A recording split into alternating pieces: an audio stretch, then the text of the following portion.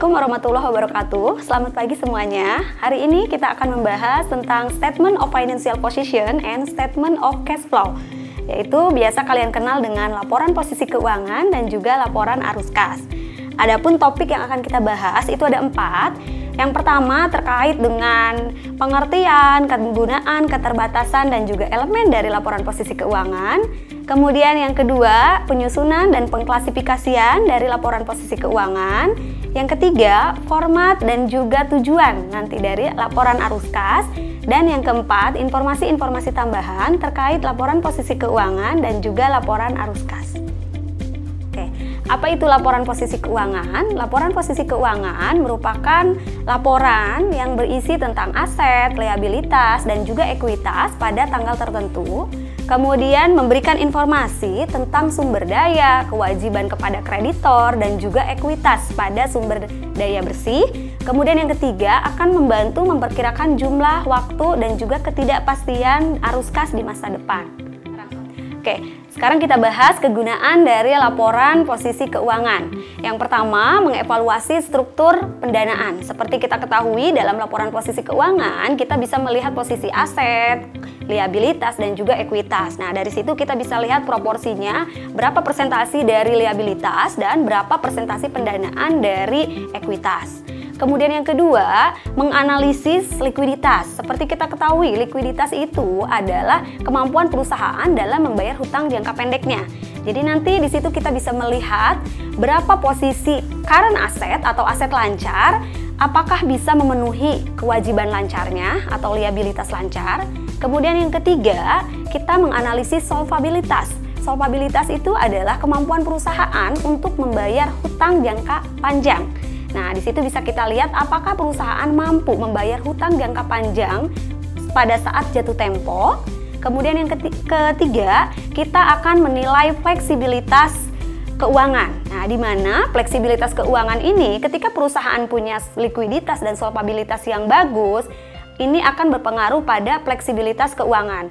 Utang, perusahaan yang mempunyai hutang yang lebih besar itu tentunya akan lebih tidak fleksibel dibandingkan dengan perusahaan yang mempunyai hutang yang lebih kecil.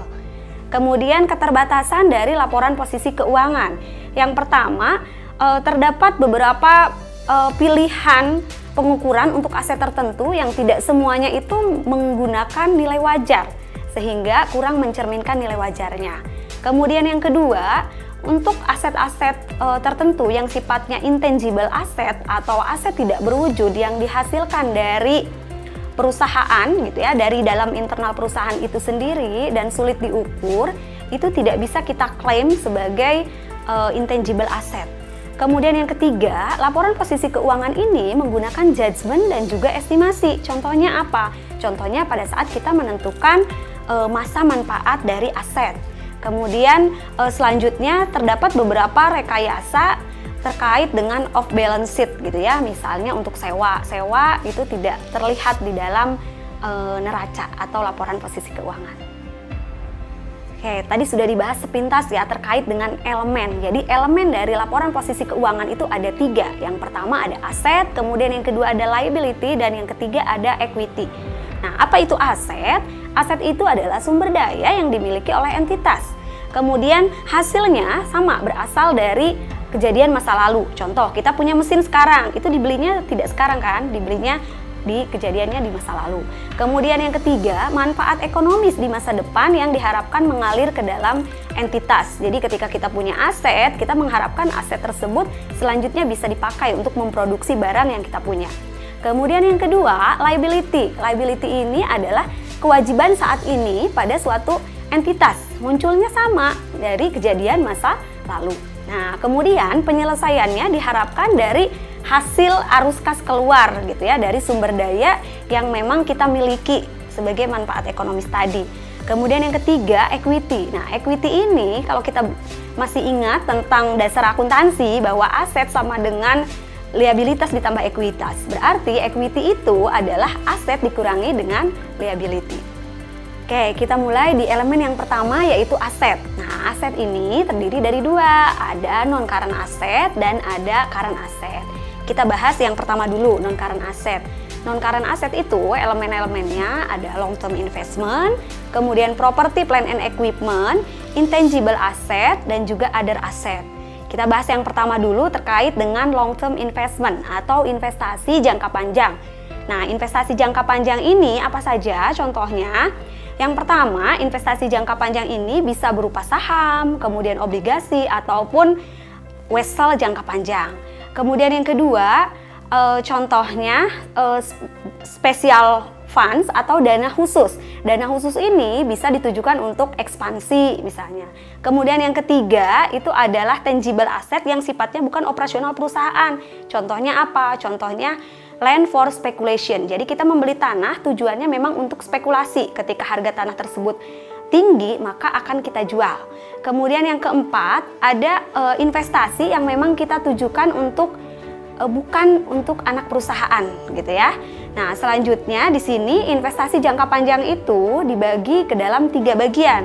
Ada yang namanya held for collection, ada trading, dan ada non trading. Nah, untuk held for collection artinya dimiliki hingga jatuh tempo. Nah, di sini tipenya adalah debt. Jadi tipe investasinya adalah hutang. Nah, kemudian penilaiannya ini bisa menggunakan amortisasi cost. Adapun klasifikasinya bisa masuk investasinya itu bisa masuk jangka panjang ataupun jangka pendek. Jadi bisa current ataupun non current. Kemudian yang kedua, trading. Trading ini klasifikasinya bisa berupa debt ataupun equity. Jadi investasinya bisa investasi hutang atau investasi ekuitas. Nah, untuk penilaiannya kita menggunakan fair value. Nah, khusus untuk trading ini klasifikasinya hanya berdasarkan jangka pendek saja atau current. Kemudian yang ketiga, ini ada non-trading equity. Nah, non-trading equity sama tipenya juga fair value, tetapi di sini untuk penilaiannya dan juga klasifikasinya dia bisa termasuk current ataupun non-current. Itu tadi untuk investasi. Sekarang ke non-current asset yang kedua, yaitu property, plant and equipment. Property, plant and equipment seperti yang kita ketahui ada tanah, beda ya dengan tanah yang tadi. Kalau tanah yang tadi memang digunakan untuk spekulasi, kalau tanah yang ini memang digunakan untuk operasional perusahaan. Kemudian ada building, ada mesin, dan lain sebagainya. Bisa dilihat di dalam statement of financial position, potongan dari laporan keuangannya, ada non-current asset, terdiri dari long term dan juga property, plant and equipment. Oke, masuk ke kategori yang ketiga dari non-current asset, yaitu intangible asset atau aset tidak berwujud. Contohnya apa aset tidak berwujud gitu ya? Ada paten, copyright, franchise, goodwill, trademark. Nah, ketika kita mau memilih franchise itu asetnya tidak berwujud kan, tidak terlihat. Tetapi ada harga yang harus kita bayar gitu ya. Ada yang harus kita bayar untuk mengklaim si franchise tersebut. Kemudian selanjutnya ada other asset. Nah, other asset atau aset tidak lancar lainnya itu seperti ada long term prepaid expense gitu ya, atau sewa dibayar di muka tetapi sifatnya adalah jangka panjang. Kemudian ada juga non current receivable, artinya di sini piutang tetapi piutangnya itu jangka panjang. Kemudian ada juga aset and special fund, tadi dana khusus, kemudian property held for sale gitu ya. Jadi memang properti tapi digunakan akan untuk dijual, bukan tadi untuk operasional perusahaan. Nah, kita bisa lihat di statement of financial position yang ada di sini gitu ya. Ada long term, kemudian property, intangible asset, dan juga other asset. Oke, selanjutnya kita bahas current asset atau aset lancar. Nah, apa saja yang masuk ke dalam aset lancar? Yang pertama ada inventory. Nah, inventory nanti penilaiannya kita akan menggunakan LCNRV atau lower of cost or net realizable value, nilai mana yang terendah antara biaya dengan NRV-nya atau nilai realisasi bersih. Kemudian yang kedua ada prepaid expense gitu ya. Prepaid expense itu valuation-nya atau pengukurannya itu berdasarkan cost. Kemudian yang ketiga ada receivable, piutang. Piutang pengukurannya menggunakan estimasi pada saat tidak tertagih atau tertagihnya. Kemudian yang selanjutnya ada short term investment. Nah, untuk investasi jangka pendek ini kita menggunakan fair value. Kemudian ada cash and cash equivalent. atau kas dan setara kas. Ini menggunakan fair value. Nah, apa sih sebenarnya yang dimaksud kas dan juga setara kas gitu ya? Jadi kas yang memang tadi kita sudah membahas tentang current asset. Bedanya apa dengan non current asset? Kalau kas itu dan aset lain yang memang diharapkan perusahaan bisa diubah menjadi uang dalam jangka waktu kurang dari 1 tahun. Sedangkan kalau non current asset tadi itu lebih dari 1 tahun gitu ya. Bisa dilihat di dalam laporan posisi keuangannya komposisi dari current asset itu sendiri. Oke, elemen selanjutnya yaitu equity. Apa saja sih yang termaksud dari ekuitas ini? Yang pertama ada share capital ordinary, yaitu saham biasa. Kemudian ada share capital preference, saham preference. Kemudian ada share premium. Kemudian ada return earning atau laba ditahan. Kemudian ada accumulated other comprehensive income. Nah, accumulated other comprehensive income ini berasal dari laporan laba rugi, yaitu posisinya adalah other comprehensive income. Jadi dari other comprehensive income yang ada di dalam laporan laba rugi, kita adjust ke akumulasi other comprehensive income yang ada di equity.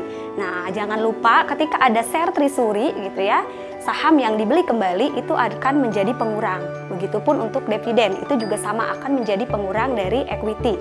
Kemudian yang kedua, liabilitas. Liabilitas ini dibagi menjadi dua, ada non-current liabilitas atau liabilitas jangka panjang dan ada current liabilitas atau liabilitas jangka pendek atau liabilitas lancar gitu ya. Nah, apa saja yang termasuk dari non-current liabilitas dan current liabilitas? Jadi non-current liabilitas utang jangka panjang, artinya utang yang memang jangka waktunya panjang, lebih dari 1 tahun gitu ya. Sedangkan untuk current liabilitas, hutang yang jangka waktunya kurang atau paling lama itu 1 tahun. Contohnya apa? Contohnya ada account payable, kemudian ada notes payable, interest payable, dan lain sebagainya. Oke, di samping ini kalian akan melihat bagaimana tampilan dari statement of financial position gitu ya, secara keseluruhan, dari mulai non current asset, kemudian current asset, kemudian ada equity, kemudian ada liability. Liability tadi sudah dibagi antara non current liability dan juga current liability. Nah, jadi laporan posisi keuangan ini menunjukkan bagaimana posisi keuangan suatu perusahaan, bagaimana posisi asetnya, bagaimana posisi liabilitas atau hutangnya, dan bagaimana posisi dari ekuitasnya. Oke, selanjutnya kita akan membahas statement of cash flow atau laporan arus kas. Nah, apa sih tujuan dari dibuatnya laporan arus kas? Jadi laporan arus kas ini memberikan informasi yang relevan terkait penerimaan dan juga pengeluaran yang khusus berkaitan dengan kas. Nah, kemudian isi dari laporan arus kas itu ada 3. Yang pertama ada operating activity, kemudian yang kedua ada investing activity, dan yang ketiga ada financing activity. Nah, operating activity ini berkaitan dengan kegiatan-kegiatan operasional perusahaan seperti aset lancar dan juga kewajiban lancar. Kemudian yang kedua ada investing activity, ini berkaitan dengan investasi jangka panjang, misalnya investasi pada aset ketika ada penjualan aset jangka panjang dan juga pembelian aset jangka panjang. Kemudian yang ketiga itu ada financing activity, ini berkaitan dengan pendanaan. Pendanaan oleh perusahaan itu apa saja sih? Pendanaan oleh perusahaan itu bisa berkaitan dengan saham ataupun dengan obligasi. Di sini ditampilkan bagaimana arus kas masuk dan juga arus kas keluar dari setiap activity gitu ya. Kalau dari operating activity kita lihat gitu ya, ketika ada kas masuk, penerimaan kas, maka itu akan menjadi pemasukan dalam arus kas. Sedangkan ketika ada pengeluaran kas, maka itu akan menjadi pengeluaran untuk arus kas. Kemudian investing activity di sini ketika ada penjualan berarti ada arus kas masuk. Sedangkan sebaliknya ketika ada pembelian maka ada outflow of cash-nya, berarti ada arus kas keluarnya. Kemudian untuk financing, tadi ketika kita menerbitkan saham, menerbitkan utang, berarti itu akan menjadi penambah bagi financing activity. Sedangkan sebaliknya, ketika kita membayar dividen, kemudian kita membayar hutang, melunasi obligasi, nah itu maka akan menjadi pengurang dari sisi kas. Oke, sekarang kita akan menyusun laporan arus kas. Nah, kita lihat contohnya ya.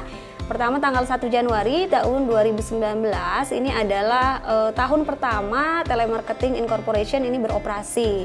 Dimulainya dengan menerbitkan 50.000 lembar saham pada nilai pari $1. Kemudian di bulan Juni 2019, perusahaan tersebut membeli tanah senilai 15.000 dan membayar dividen sebesar 14.000. Jadi pada saat kita mau menyusun laporan arus kas, ada dua laporan yang perlu kita lihat. Yang pertama adalah laporan posisi keuangan dan yang kedua adalah laporan laba rugi. Nah, di dalam laporan posisi keuangan nanti kita akan melihat naik turunnya dari setiap akun. Karena perusahaan ini baru berdiri, secara otomatis tahun lalu itu posisinya masih nol. Selanjutnya untuk income statement itu cukup diperlukan 1 tahun saja. Kita akan membandingkan di sini contohnya tanggal 1 Januari untuk Klen ini mengalami kenaikan sebesar 15.000 di mana awalnya 0, kemudian di tanggal 31 Desember 2019 ini menjadi 15.000. Jadi ada kenaikan sebesar 15.000, begitupun akun-akun yang lainnya. Nah, sekarang kita akan menyusun operating activity. Jadi tadi sudah saya jelaskan di awal bahwa operating activity ini adalah arus kas yang berkaitan dengan operasional perusahaan. Contohnya apa saja? Contohnya kenaikan atau penurunan dari aset lancar dan juga kewajiban lancar. Nah, kita bisa lihat dari soal ini kewajiban lancar atau aset lancarnya di sini mengalami kenaikan. Nah, ketika aset lancar itu naik, maka akan mengurangi operating activity. Kenapa? Kita contohkan akun receivable, piutang bertambah. Piutang bertambah berarti ada uang kas yang digunakan oleh perusahaan untuk menjual barang sehingga ini menjadi pengurang. Kemudian yang kedua, ini ada kenaikan dari account payable atau hutang lancar. Hutang lancar itu meningkat. Ketika hutang lancar meningkat, otomatis ada sumber dana yang diterima oleh perusahaan sehingga menjadi penambah ya. Jadi kenaikan piutang menjadi pengurang dan kenaikan utang menjadi penambah. Jadi totalnya adalah 29.000 sehingga net cash provided by operating activity atau arus kas yang berasal dari operating activity kita totalkan sebesar 10.000 dari net income dikurangi dengan adjustment sebesar 29.000. Nah, selanjutnya untuk investing and financing activity. Tadi sudah dijelaskan bahwa untuk investing activity ini berasal dari pembelian atau penjualan dari aset jangka panjang. Nah, karena di bulan Juni tadi dikatakan bahwa perusahaan tersebut membeli tanah, berarti kita masukkan purchase of land. Nah, karena membeli tanah berarti ada uang kas yang kita keluarkan sehingga ini menjadi pengurang dari kas tersebut. Kemudian yang ketiga, arus kas dari aktivitas pendanaan. Pendanaan kita menerbitkan saham sebesar 50.000. Kemudian kita juga membayar dividen sebesar 14.000. Jadi ketika penerbitan saham berarti ada uang kas yang masuk ke perusahaan sebesar 50.000 dan ketika ada pembayaran dividen maka ada uang kas yang dikeluarkan sebesar 14.000 sehingga nilai dari financing activity-nya sebesar 36.000. Setelah kita totalkan net increase in cash-nya itu dari 10.000 dikurangi 15.000 ditambah dengan 36.000 hasilnya adalah 31.000. Cash at beginning of year-nya, kas awal tahun karena perusahaan baru berdiri maka cash awal tahunnya itu 0 sehingga cash pada akhir tahunnya 31.000 ditambah 0 itu sama dengan 31.000. Oke, setelah tadi kita menyusun laporan arus kas, nah di sini ada yang spesial dari laporan arus kas yaitu aktivitas non tunai yang signifikan. Nah, apa sih maksudnya? Aktivitas non tunai yang signifikan ini harus kita laporkan dalam catatan yang terpisah atas laporan keuangan. Kenapa? Karena laporan arus kas itu sendiri hanya berkaitan dengan penerimaan atau pengeluaran yang berkaitan langsung dengan kas. Artinya memang yang mempengaruhi kas. Nah, bagaimana ketika ada aktivitas non-tunai? Contohnya seperti apa? Yang pertama, penerbitan saham biasa untuk membeli aset. Nah, berarti saham biasa kita itu muncul di dalam laporan posisi keuangan dan aset kita juga muncul di dalam aset. Nah, di sini tidak ada kas yang berkaitan. Nah, kemudian yang kedua ada konversi obligasi menjadi saham. Jadi misalnya kita melunasi obligasi kemudian menerbitkan saham. Nah, berarti obligasinya berkurang, sahamnya bertambah. Kemudian penerbitan hutang untuk membeli aset. Jadi kita membeli aset dengan cara hutang, bukan dengan cara kas gitu ya, bukan tunai. Kemudian ada juga pertukaran aset jangka panjang. Nah, untuk aktivitas-aktivitas seperti ini tidak perlu dimasukkan ke dalam laporan arus kas, tetapi dimasukkan ke dalam cash flow note gitu ya. Ini seperti ini contohnya. Kita bisa lihat gitu ya, di dalam kasus yang ini ternyata ada cash flow note. Apa itu cash flow note-nya? Ini ada not cash investing and financing activity. Jadi dia membeli equipment dengan menerbitkan utang. Nah, sehingga nilai yang 50.000 ini tidak kita masukkan kepada financing activity maupun kepada investing activity. Oke, selanjutnya kita bahas ada free cash flow analysis. Jadi free cash flow analysis ini kita lihat dari operating activity. Berapa nilai operating activity? Dari soal di atas kita bisa lihat nilai operating activity itu 411.750. Nah, kita kurangkan dengan capital expenditure. Apa itu pengeluaran modal? Pengeluaran modal itu adalah biaya-biaya yang dikeluarkan untuk membeli modal tersebut. Contoh, membeli equipment dan juga membeli land gitu ya. Jadi 182.500 ditambah 70.000, nilainya adalah 252.500. Kemudian dikurangi dengan dividen sebesar 19.800. Jadi free cash flow-nya adalah 139.450. Kenapa kita perlu menghitung free cash flow? Agar kita bisa tahu sebenarnya uang cash yang aman gitu, yang bisa kita belanjakan itu berapa gitu ya, yaitu sebesar 139.450.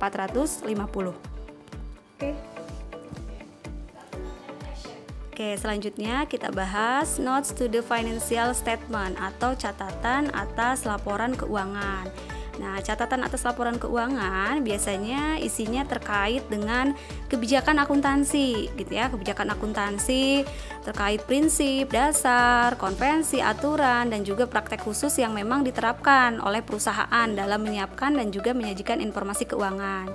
Kita bisa lihat contohnya di sini untuk kebijakan akuntansi, untuk akun inventory, bahwa inventory ini dia memakai LCNRV atau lower of cost or not realizable value gitu ya. Kemudian yang kedua di sini ada juga item-item property, plant and equipment. Contohnya seperti tanah, building. Jadi ini tergantung dari perusahaan itu sendiri. Apa aset yang dimiliki oleh perusahaan gitu ya, bisa tanah, building atau misalnya ada mesin gitu ya. Nah, jangan lupa dimasukkan juga akumulasinya. Kemudian piutang, di sini piutang kita lihat contohnya ada yang jenisnya trade receivable gitu ya, ada piutang yang lainnya gitu. Kemudian yang poin ketiga di sini ada inventory juga gitu ya. Inventory tergantung dari perusahaannya itu sendiri. Jika manufaktur berarti ada finished good, ada work in process gitu ya, dan juga barang bahan bakunya. Kemudian yang ke poin keempat itu ada provisi gitu ya. Provisi di sini bisa kita lihat provisi terkait dengan impairment. Jadi ini akan mengurangi trade receivable atau piutang dagang. Oke. Sekian pembelajaran kita tentang laporan posisi keuangan dan laporan arus kas. Jangan lupa dikaji kembali ya materi pembelajaran hari ini. Tetap semangat dan jaga kesehatan. Oke, sampai bertemu di video pembelajaran selanjutnya. Wassalamualaikum warahmatullahi wabarakatuh.